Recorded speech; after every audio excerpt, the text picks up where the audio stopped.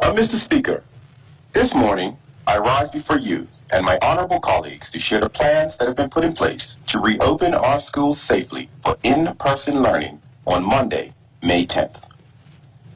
Mr. Speaker, I begin by first thanking our school principals and preschool administrators, our teachers and other school staff, Department of Education officers, and parents and guardians for working together during the past 4 weeks to provide online teaching, provide guidance and support services to our students.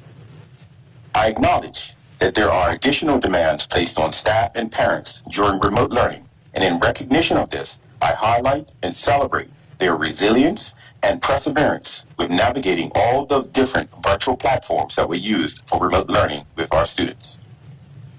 Mr. Speaker, before I continue, I pause here to give a big shout out to our principals, teachers, and staff as Teacher Appreciation Week 2021 comes to a close. Our principals and teaching staff do a great job throughout the school year, and I could not let this week end without publicly acknowledging all of them. I'm sure our parents join with me in extending our appreciation and gratitude to them. Mr. Speaker, as our students and staff prepare to return to in-person learning on Monday, the Department of Health has emphasized the need for all students and all staff to adhere strictly to the safety and health protocols for schools. These protocols provide schools with a daily routine structure for applying the government's comprehensive prevention and control measures aimed at protecting staff and students and mitigating and reducing the risk of transmitting COVID-19. Mr. Speaker, the approach used in our schools' safety and health protocols is supported by current research from the Center for Infectious Disease Research and Policy.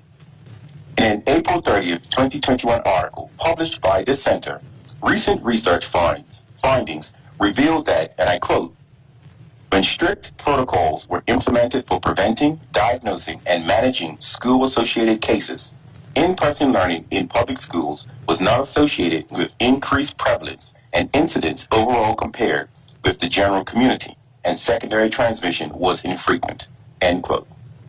In this regard, Mr. Speaker, as schools prepare to reopen on Monday, it is critically important for staff and students to adhere to all safety and health protocols 100% of the time.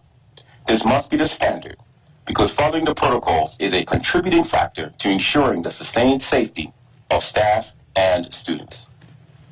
Additionally, Mr. Speaker, the Department of Health has emphasized the significance of staff and students wearing masks and wearing them correctly. That is, covering the nose and mouth and fitting the mask snugly across the nose, cheeks, and chin to protect others. Our principals will ensure that this protocol is followed continuously as we reopen our school buildings. All staff, no matter what school level, must wear their mask all day. Students at the middle and senior schools must wear their masks all day, while students at the preschool and primary level will wear their mask only during times outlined in the safety and health protocols.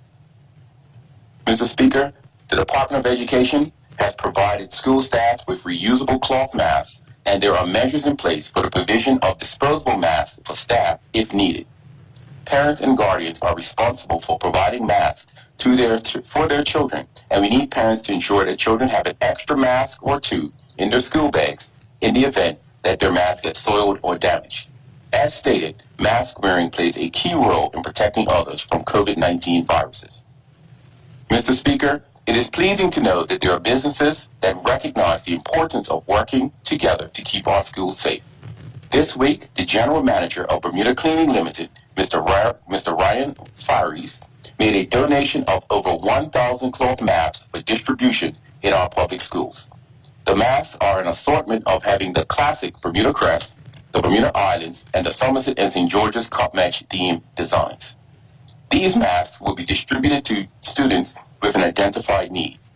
Mr. Speaker, when Mr. Farish reached out to me, he stated, with the upcoming potential reopening of schools, we think this could be a great time to provide the donation of masks to the Department of Education to help with the safe return to school for kids and teachers. Mr. Speaker, I thank Mr. Farish and the staff at Bermuda Cleaning Limited for their generous donation and for their efforts in support of safe schools. I also invite other businesses to reach out to school principals or the Department of Education if they would like to donate masks for our students. Mr. Speaker, let me share another safety measure that will be implemented in schools.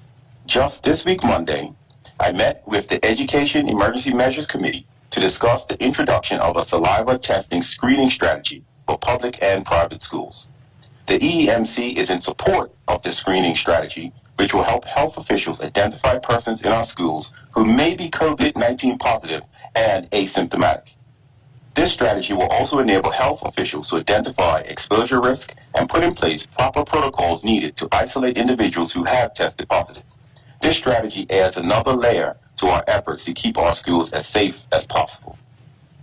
Mr. Speaker, the saliva screening strategy involves self-administered saliva testing as a screener for staff and students at public and private school sites, in accordance with a schedule that is determined by the government's molecular diagnostic laboratory. This schedule will see 25% of each school's student population who have given consent saliva tested every week. The results of the saliva test are available within 48 hours and are sent to each individual's GP or physician. Mr. Speaker, also in support of our efforts to keep our schools safe, parents and students were encouraged to participate in self-administered saliva testing this week at Penner's Wharf and the Star of India before school reopens on Monday. Several parents are taking advantage of this testing and will help keep our schools safe. Additionally, the Molecular Diagnostic Laboratory has arranged for self-administered saliva testing for staff, students, and parents on Saturday, May 8th from 10 a.m. to 3 p.m. at St. Paul's Centennial Hall in Hamilton. I ask all parents, students, and staff to get tested so that we together can make our schools safe. Mr. Speaker, in closing, let me share that the Commission of Education is planning to hold Zoom town hall meetings with our school staff and parents next week, Monday through Thursday, during the evenings to share details about the saliva testing strategy and to answer any questions that they may have. Representatives from MDL will be at the meetings to answer questions. More detailed information will be sent directly to parents via the Scoop newsletter, which they receive directly from the Department of Education. Mr. Speaker, we are committed to the safety and well-being of all students and staff in our schools, and I thank the officers at the Department of Health and the team at the Molecular Diagnostic Laboratory for working with the Department of Education to help keep our schools safe. We look forward to a safe reopening of schools on Monday, May 10th. Thank you, Mr. Speaker.